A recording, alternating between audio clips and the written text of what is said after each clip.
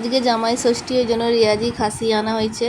প্রথমে আলু ভাজা হচ্ছে, আলুটা ভাজা হয়ে গেল, পেঁয়াজ আদা রসুন মশলা দিয়ে কষা হচ্ছে মাংসটা। এবার কিছুক্ষণ বেশ কষতে হবে মাংসটা, অনেকটা সময় দিয়ে কষতে হবে ধরে, নাহলে খাসি মাংসটা টেস্ট হবে না। কষা হচ্ছে, কষে তারপরে তোমার হচ্ছে ভালো করে কষে অল্প অল্প করে জল দিয়ে কষা হচ্ছে।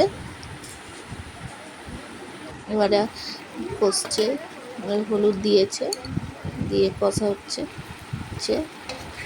খাসি মাংস হতে একটু সময় লাগে, কারণ একটু ধৈর্য ধরে করতে হবে।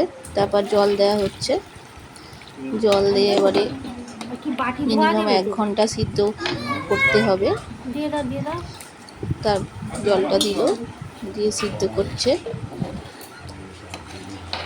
এবারে মাংসটা হয়ে গেল, সিদ্ধ হয়ে গেছে। এবারে আমাদের খাওয়া হবে মাংসটা। অসাধারণ খেতে হয়েছে।